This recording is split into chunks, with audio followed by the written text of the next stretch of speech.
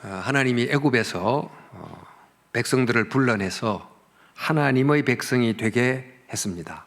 그러니까 제사장 나라가 되게 하고 열방의 빛이 되는 사명을 수행하는 하나님의 백성이 되게 했는데, 그들이 너무 오랫동안 애굽에서 살면서 애굽의 법, 또 애굽이란 나라의 모습이 습관으로 굳어져 있었기 때문에 이것을 바로잡아야만 했습니다. 이것을 그대로 둔 채로 그들이 하나님의 언약 백성이 될 수가 없었기 때문이지요. 그래서 모세를 통해서 애굽의 법과 다른 새로운 법을, 또 애굽이 지향했던 그 나라의 비전과 다른 새로운 비전을 그 백성들에게 주었습니다.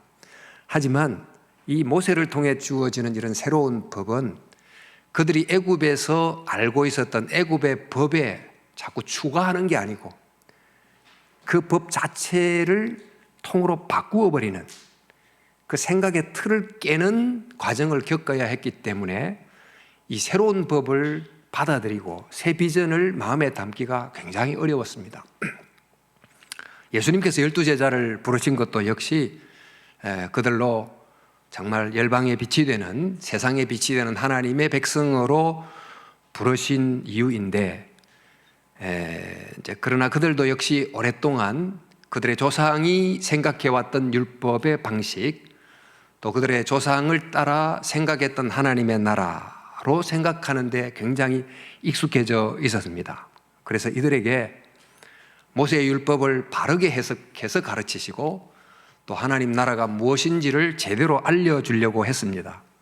하지만 과거 그들의 조상들처럼 오랫동안 그 유대 민족의 관점에서 율법을 보고 또 하나님의 나라를 이해했던 그 틀이 너무 딱딱하게 굳어져 있어서 그것을 깨뜨리는 것이 결코 쉽지 않았습니다. 그럼에도 불구하고 이런 것을 깨고 제대로 보게 하지 않으면 그 하나님의 백성, 예수님의 제자가 될 수 없었기 때문에 예수님은 정말 바르게 알려주시고 보여주려고 하셨습니다.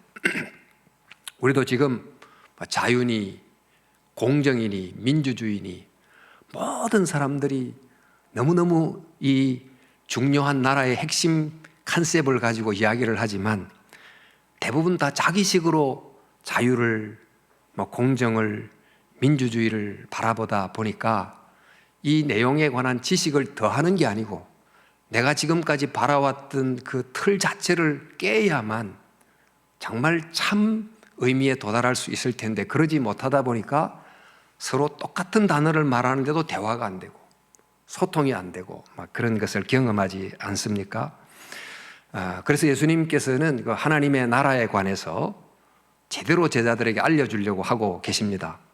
당시 유대인들이 가진 하나님 나라에 대한 생각은 간단히 말하면 악한 로마를 심판하고 선민인 그들을 통해서 강하고 좋은 나라를 세우는 것이었습니다. 그들이 워낙 오랫동안 바벨론, 또 페르시아, 그리스, 로마 이런 강력한 제국의 지배 아래에 있다 보니까 독립이라는 것이 곧 하나님의 나라다라고 생각하는 이런 생각이 대중화가 됐고 굉장히 굳어져 있었습니다.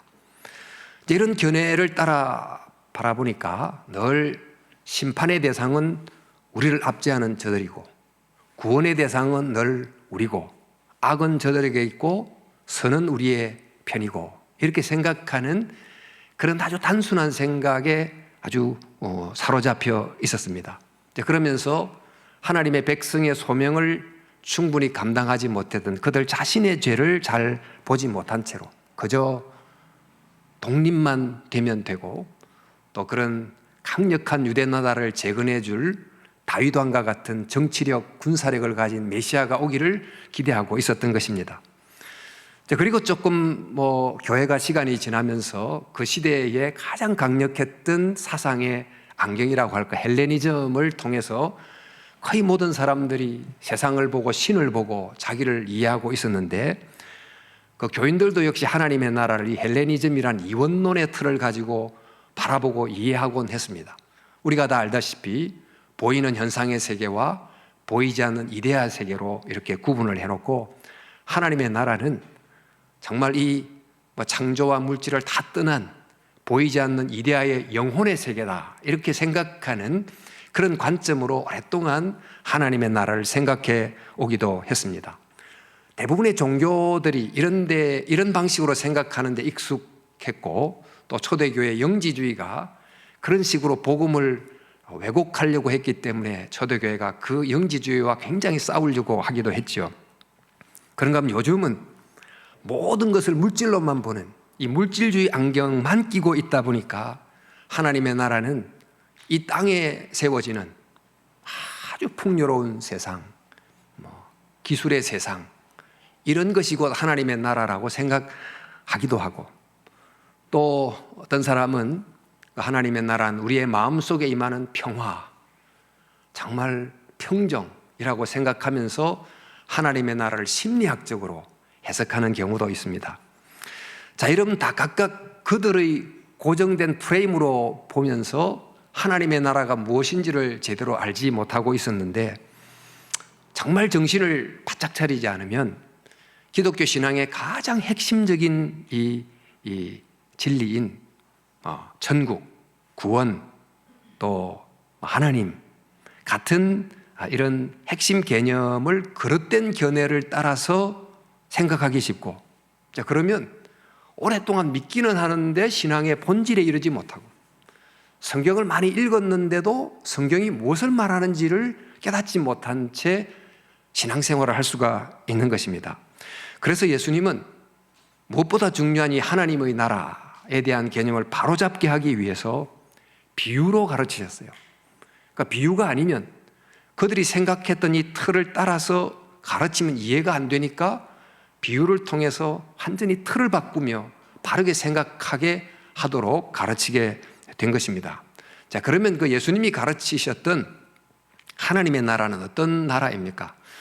사실 이 하나님의 나라 이 하나만 해도 너무 주제가 크기 때문에 상당히 긴 시간이 필요하지만 오늘은 간단히 좀 요약해서 말씀을 드리면, 제일 먼저 예수님은 우리에게 하나님의 나라를 바르게 알게 하십니다. 이 일을 위해서 많이 가르치시고 교훈하시는데, 한마디로 하나님의 나라는 어떤 나라입니까?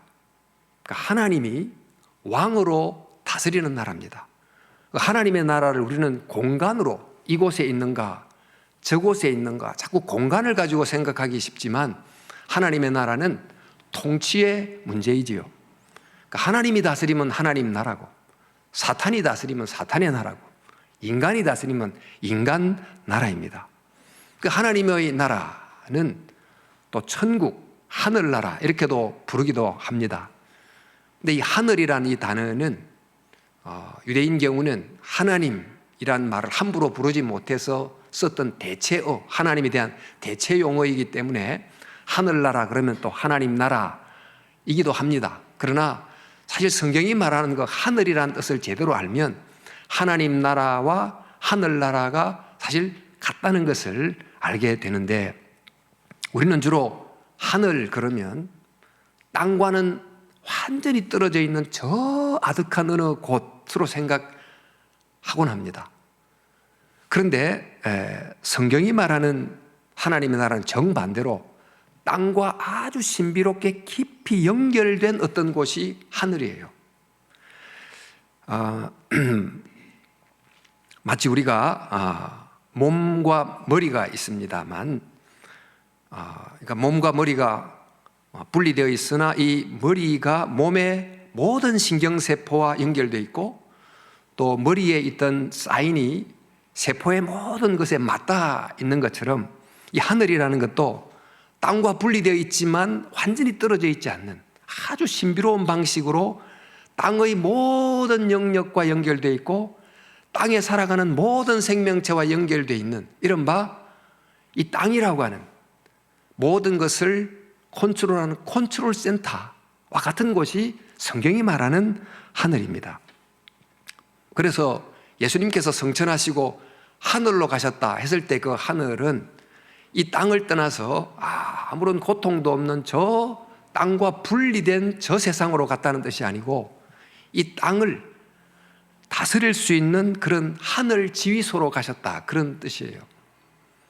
예수님이 나사렛에 계실 때는 그 나사렛 지역이라고 하는 이 시공간의 제약을 받으셨지만 부활 승천하신 다음에는 그 하늘의 컨트롤 센터에 계셔서 땅에 있는 모든 곳, 모든 시간에 모든 사람을 만날 수 있는 그런 곳에 예수님이 계시게 된 것입니다. 이것을 두고 사도신경은 하나님 보좌 우편에 앉으셨다 이렇게 표현하는 것입니다.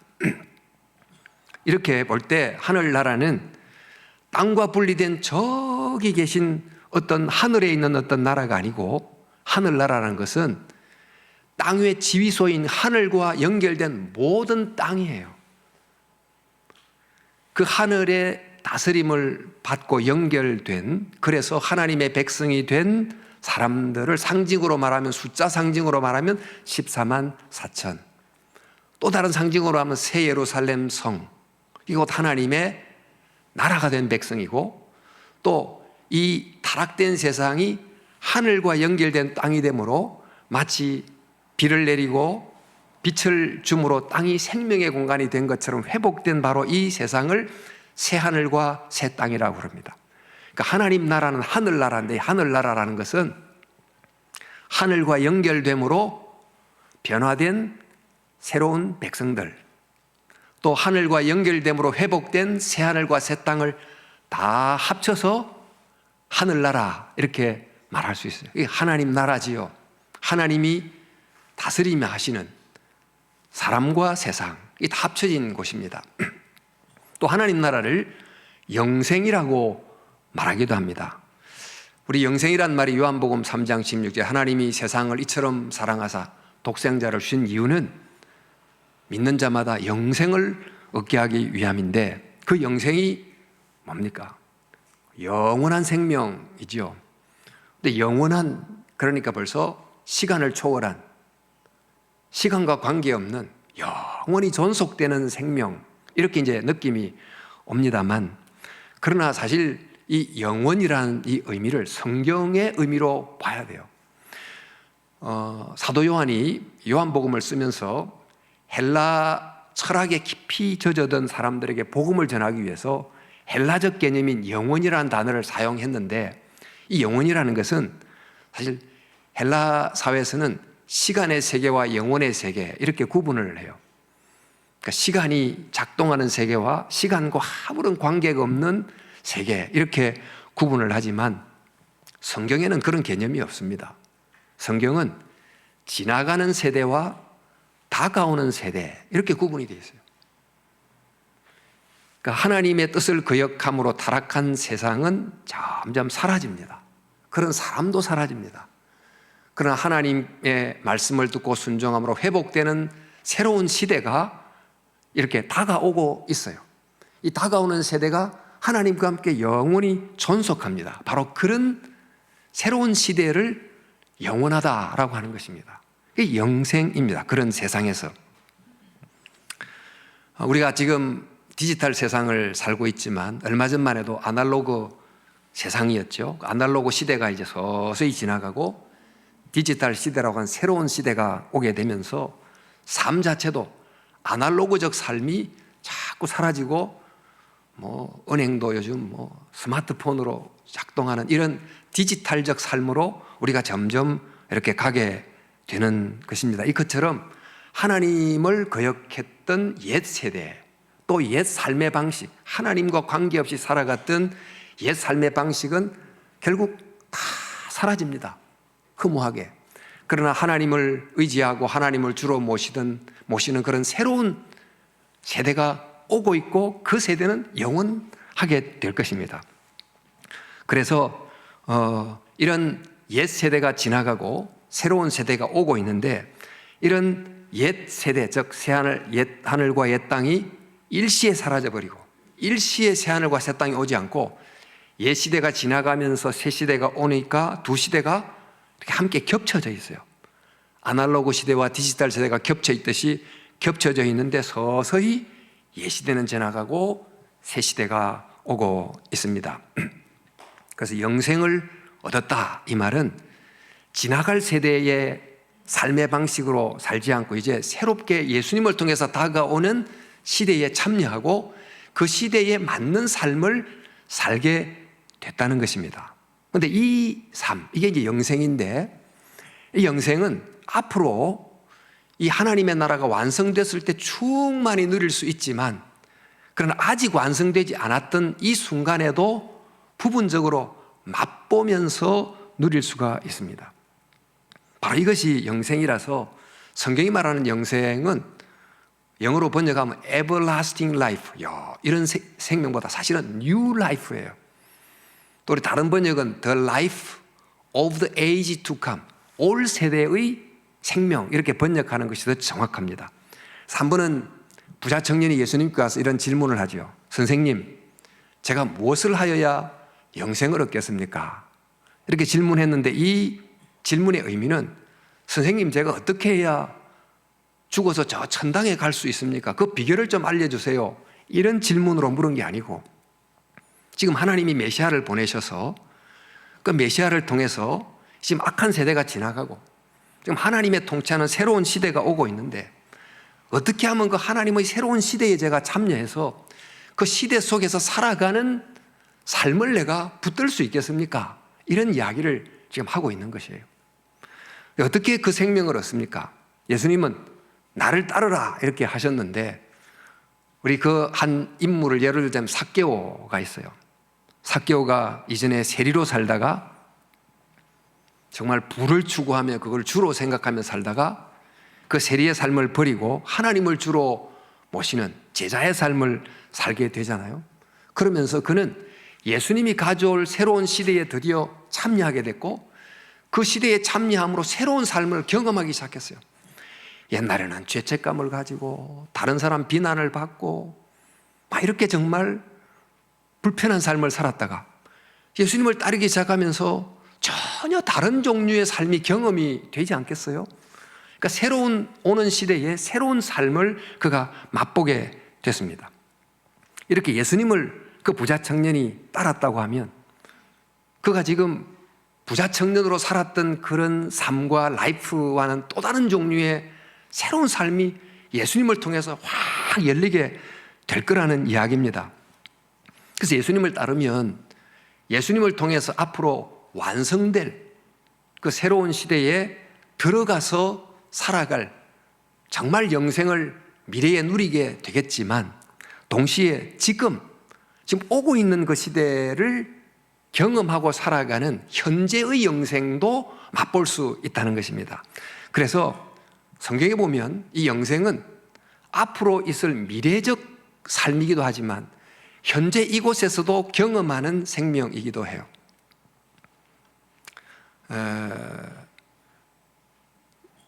그래서 우리 요한복음에 보면 나 보내신 이를 믿는 자는 영생을 얻었고, 그러면서 과거형으로 설명을 해 주는데, 하나님의 나라에서 살아갈 그 모습이 뭔지 우리가 아직 잘 모르지만 그걸 아주 부분적으로 그것을 맛보면서 살아간다는 것입니다. 그리고 또 그 영생은 현재에서도 맛보지만 앞으로 새하늘과 새 땅에서 부활의 몸으로 살아갈 완성된 영생을 이제 맛보게 될 거예요. 그걸 두고 내세에 영생을 받는다 이렇게 했습니다. 내세는 완전히 완성될 그 올 세대에서 영생을 받게 된다는 것입니다.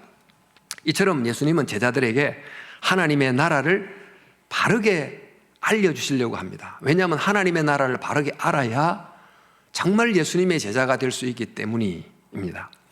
그 하나님의 나라는 너희들이 생각하는 것처럼 유대 독립 그 이상이라는 것을 자꾸 깨우쳐 주시고, 우리의 경우는 하나님의 나라는 사후에 갈 천당 그 이상이라는 것을 깨우쳐 주려고 하는 것입니다. 만약 우리가 이 하나님 나라와 영생을 충분히 알지 못하면 마치 잘못된 목적지를 향해서 열심히 달려가는 것과 같습니다.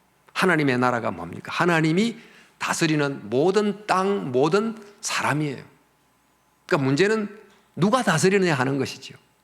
또 하늘나라는 저기 저 곳에 있는 게 아니고 하늘과 연결된 이 땅이 하늘나라예요.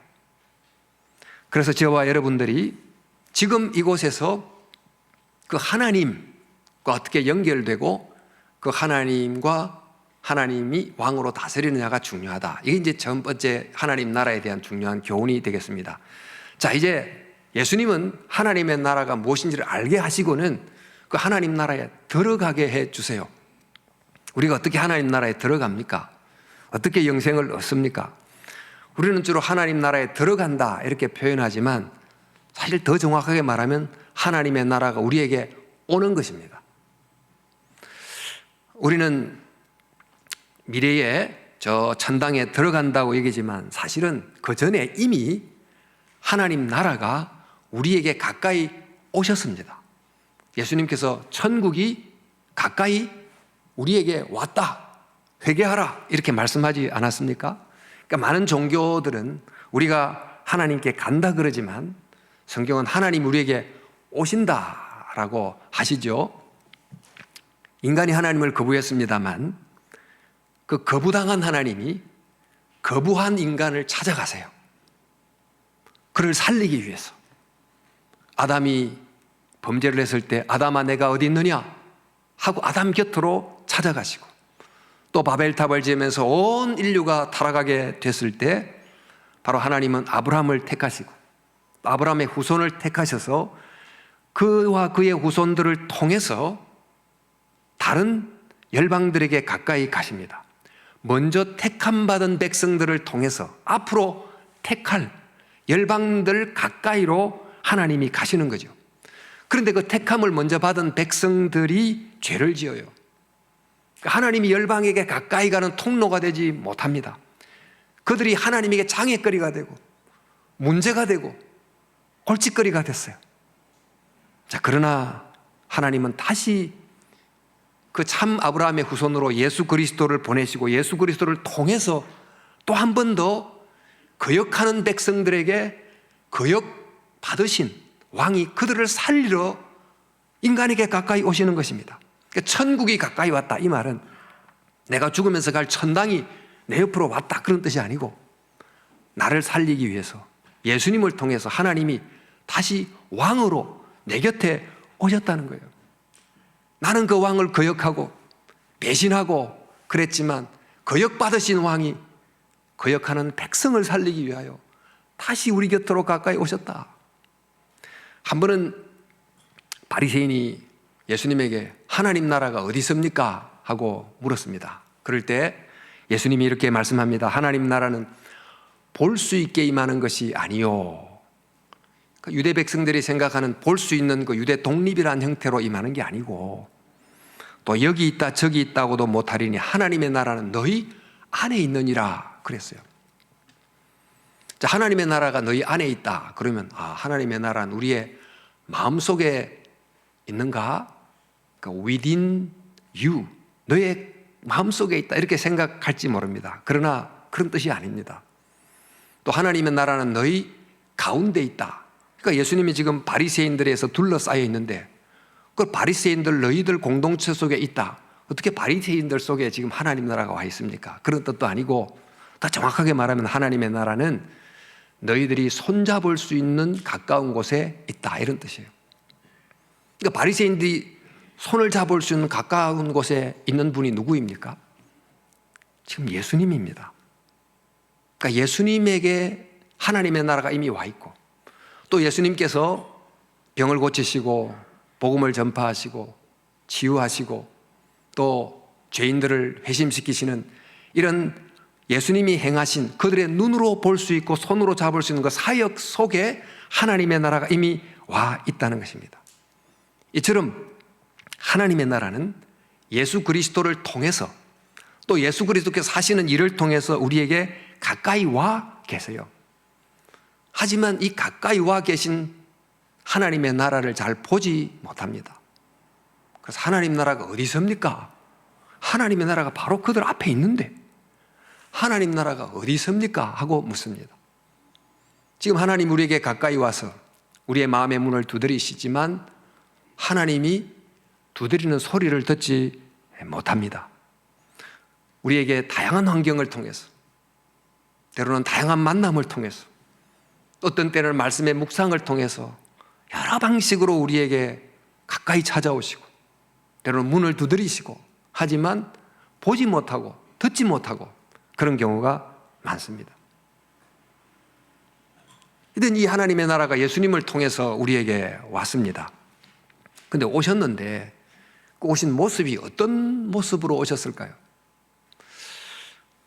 당시 유대 사람들은 우리 아까 독립이 주된 목표였기 때문에 이 하나님이 왕으로 오시면, 즉 메시아로 오시면 그 적들을 물리치는 강력한 이 군인의 모습으로, 장수의 모습으로 오기를 기대했어요. 우리 다니엘서에 보면 어디서 날아온 큰 돌멩이 하나가 그 신전에 세워진 신상을 일시에 부서뜨리는 이런 장면이 나옵니다. 이 신상은 그 바벨론 포함해서 페르시아, 헬라, 로마와 같은 이 이스라엘을 압제하는 이런 이방 세력인데 그것을 다 부서뜨리는 강력한 군사력, 정치력을 가진 어떤 분으로 오기를 기대했습니다.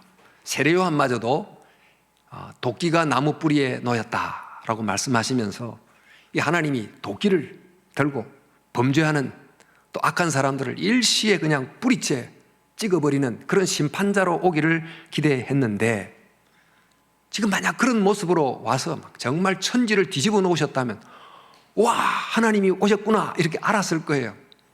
근데 하나님이 그런 식으로 오시지 않은 거예요.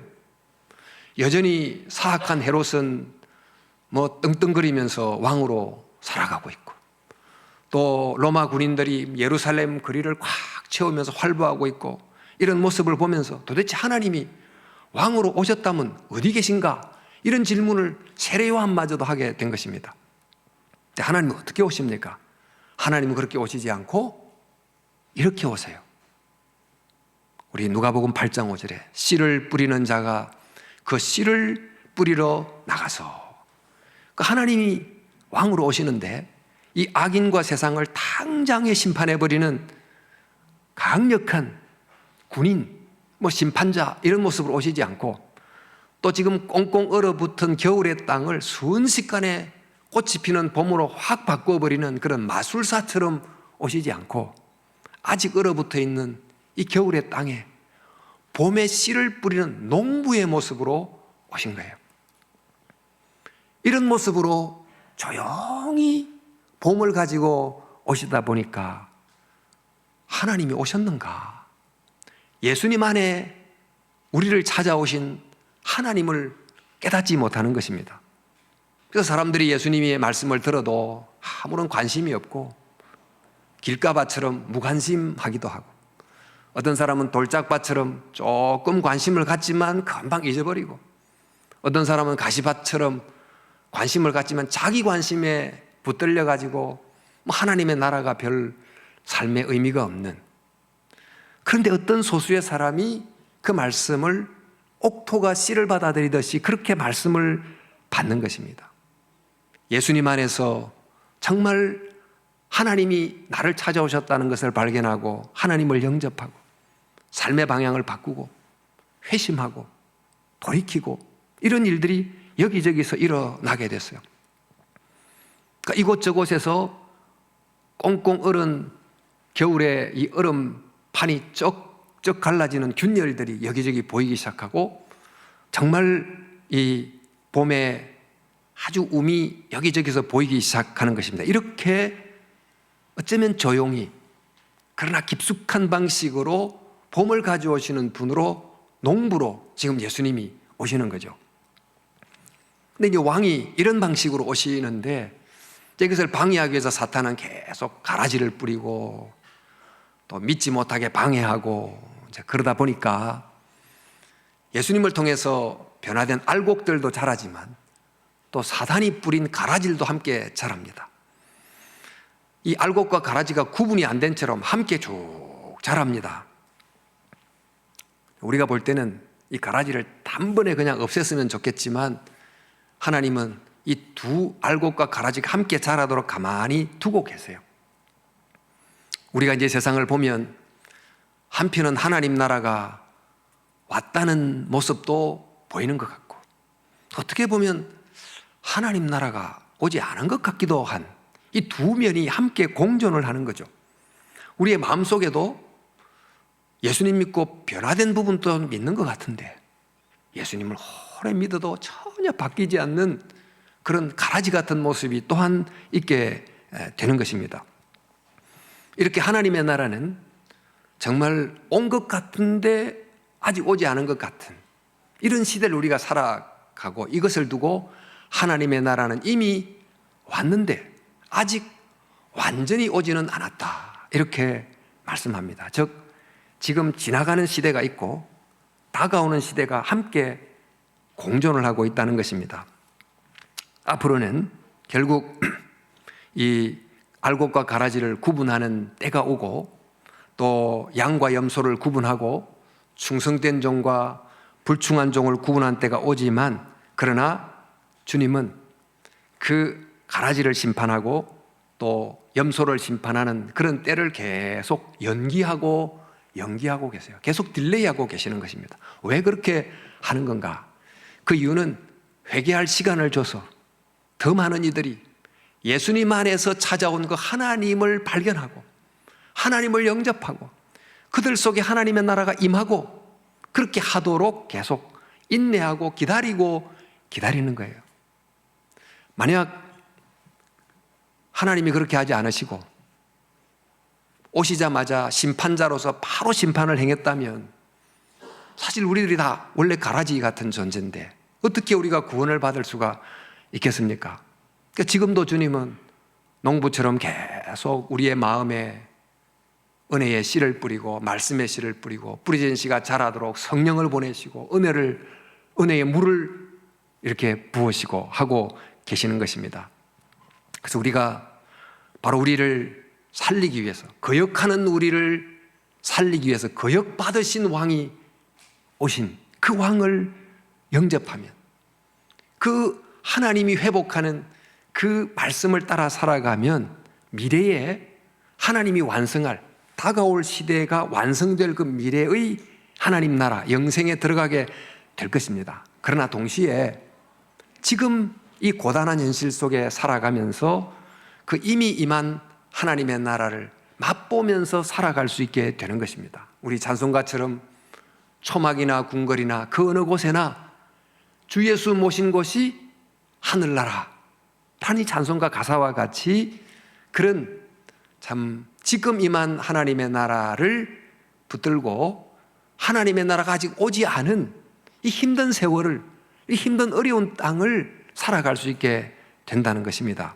그래서 우리에게 하나님의 나라에 들어가게 하실 것이지만 지금 미리 하나님의 나라에 들어가게 함으로 그 하나님의 나라를 맛보면서 하나님의 나라의 미래를 향해 걸어가게 하시는 분, 이분이 바로 예수님이세요. 자, 그렇게 이제 예수님은 우리를 하나님의 나라로 예수님 안에서 들어오게 된 하나님의 통치, 하나님의 나라에 들어가게 하신 다음에 이 우리를 통해서 하나님의 나라를 전파하십니다. 하나님을 영접하면 우리의 마음에 하나님의 나라가 임하죠. 하나님의 통치가 임하지요. 마치 하나님 나라의 씨앗을 우리가 받아들이면 우리의 마음 밭에서, 우리의 삶의 밭에서 그 씨가 자라서 결실을 하게 됩니다. 그 결실이 100배, 60배, 30배 이런 정도는 아니라도 조그마한 변화는 일어나지 않겠습니까? 근데 그 아주 작은 결실과 변화를 사용하셔서 하나님이 당신의 나라를 확장해 가시는 것입니다. 하나님이 하나님의 나라를 오게 하시는데 하나님 혼자서 오게 하시면 되지 않을까요? 하나님은 그럴 능력도 있으시지요. 그러나 하나님은 혼자서 하실 수 있지만 혼자서 하지 않으십니다. 이것이 바로 하나님이 세상을, 인간을 창조하신 중요한 뜻이고 원리입니다. 힘이 부족해서가 아니고 누구의 도움이 필요해서가 아닙니다. 우리 하나님 에덴 동산을 만드셨습니다. 이 초기 하나님 나라인데 완성된 형태로 만드시지 않고 만드신 다음에 아담을 두시고 아담이 에덴 동산을 경작해 함으로 앞으로 완성할 에덴 동산을 공동 경작하게, 그러니까 함께 창조하게 하시는 것입니다. 그래서 하나님의 이 통치권, 왕권을 일부 위임받아서 행하게 한다, 이런 뜻이지요. 그게 곧 하나님의 형상 아닙니까? 하나님은 사랑이시기 때문에 우리를 당신의 형상으로 만드시고 우리에게 자신의 권한 많은 부분을 위임해 주셨습니다. 그래서 우리는 하나님을 주로 모시고 살면 하나님은 왕이 되시고 우리는 종이 되고, 또 하나님 뜻대로 열심히 살아가면 우리는 하나님에서 사용되고는 다 버려지는 어떤 물건처럼 되는 게 아니고, 정말 하나님을 왕으로 모시고 하나님의 뜻대로 살면 하나님이 우리에게 하나님의 왕권을 상당히 위임해 주심으로 우리가 그 하나님의 왕적 통치를 대행하는 왕들이 되게 하시는 거예요.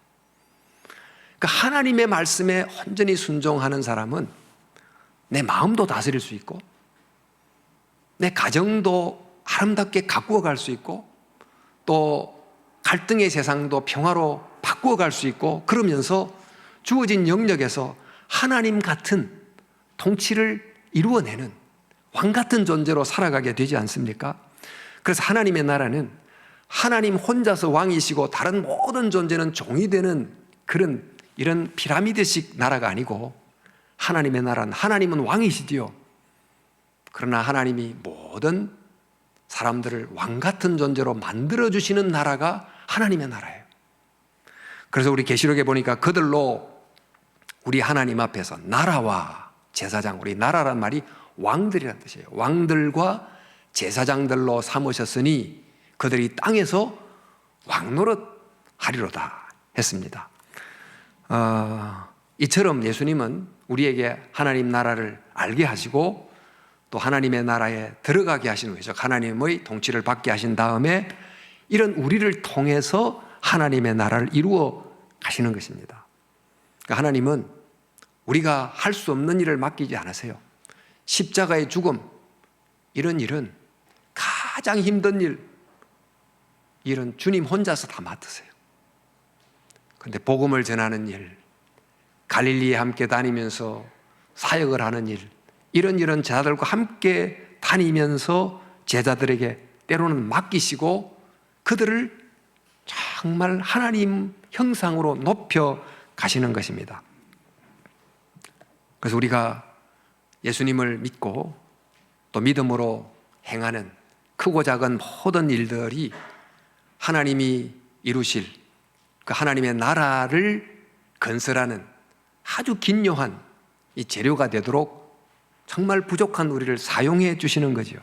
그래서 마태복음 25장에 보면 마지막 심판의 자리에 대한 내용이 나오는데, 정말 우리가 소자 한 사람에게, 나도 기억도 안 나는 어떤 사람에게 물 한 잔 준 것, 또 힘든 사람에 가서 위로의 말 한 번 전한 것, 내가 언제 했는지 기억도 안 나는 그런 것을 하나님은 다 하나도 잊지 않고 기억하시고 사용하셔서 하나님의 이 땅에 올 새로운 시대를 만드는, 정말 땅을 새롭게 하고 회복될 나라를 만드는데 사용해 주신다는 것입니다. 그래서 우리를 먼저 하나님의 나라라는 씨앗을 받고 영접하고 또 우리의 속에서 결실을 통해서 우리가 또 그 씨앗을 파종하는 거룩한 농부로 살게 하십니다. 그래서 우리 고린도전서 15장 58절에 그러므로 내 사랑하는 형제들아 견실하여 흔들리지 말고 항상 주의 일에 더욱 힘쓰는 자들이더라. 이는 너희 수고가 주 안에서 헛되지 않는 줄을 알미라.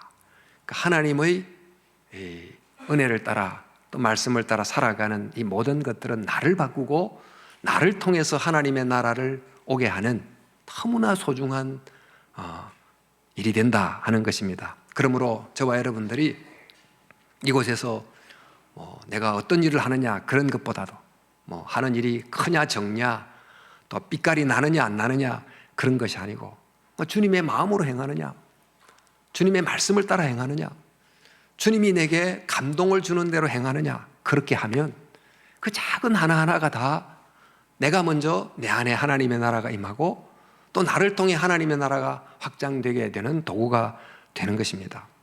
하나님의 나라의 본질은 그래서 누가 다스리느냐, 지속적으로 누구의 다스림을 받느냐입니다. 여러분 저기 미국 옆에 섬이시죠. 우리 아이티하고 도미니카 공화국이 있는데 아시죠? 아이티하고 도미니카 같은 섬에 있는데 동서로 이렇게 나눠져 있는데 아이티는 너무 못 살고 정말 지지리도 못 살고 도미니카하고 똑같은 섬인데 꽤 괜찮게 살아가요. 우리 한반도에 남과 북을 떡 쪼개놓고는 남한은 이렇게 살고 북한은 저렇게 살고 너무 다르게 살잖아요. 무엇이 이런 차이를 만들어냈을까요? 이쪽은 땅의 질이 훨씬 좋고 사람들도 훨씬 선하고 똑똑하고 착하고 그래서 이렇게 달라진 겁니까? 어떤 시스템이 오랫동안 다스렸느냐가 그런 결과를 만들어낸 것입니다. 누가 우리를 다스리느냐? 하나님이 우리를 다스림으로 우리가 하나님의 나라가 되는, 우리가 늘 세상에 눌리고 욕심에 눌리고 죄악에 눌리고 이렇게 살아가던 우리들이 하나님을 왕으로 모심으로 다시금 내 마음이 하나님의 나라가 되고 하나님의 나라를 맛보고 하나님 나라를 전파하고 이렇게 살아가도록 제자를 훈련시키시고 우리를 또한 그렇게 훈련시키고 있는 것입니다. 그래서 성도 여러분, 이 하나님의 나라, 이 하나님의 나라는 미래에 경험할 미래의 단어만이 아닌 지금 이곳에서 정말 누리고 전파해야 될 현재의 단어다 이런 걸 생각하고 이 하나님의 나라를 바로 알고 또 지금 하나님의 나라에 이미 들어가고 또 앞으로 완성될 하나님의 나라에 함께하는 그런 정말 하나님 나라 백성이 다 될 수 있기를 주님의 이름으로 축원합니다. 기도하겠습니다.